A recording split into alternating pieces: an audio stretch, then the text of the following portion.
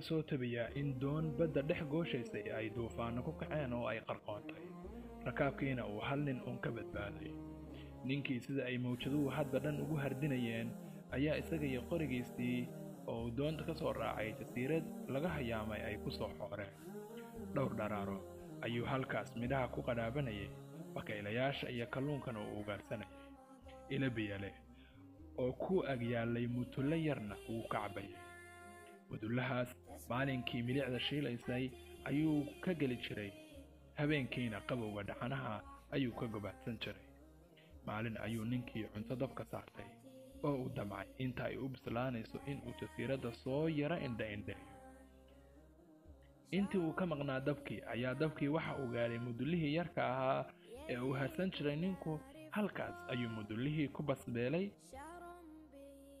markii uu soo laabtay ee uu arkay mudullihii oo dambas ah ayuu qaylo ku wadhay afkiisa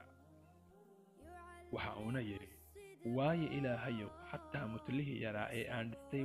waa i weydaarisay habeenkaas ninkii waxa uu hoyday isagoo cadho iyo caloolmanani isu galeen oo gaajaysan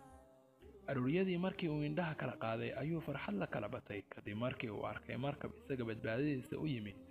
oo is soo taagay jasiiradda agteeda laash isaga soo qaadana soo diray markii ay badbaadiyeen ayuu weydiiyey sida ay ku ogaadeen inuu meeshaan joogo markaasay ugu warceliyeen inay arkeen qiiqa jasiiradda ka baxaya ee muujinaya waxa gubanaya sidaasna ay ku garteen in halkaas ay joogto cid badbaado doonaysa sidaasna ay ku yimaadeen oo ay ku badbaadiyeen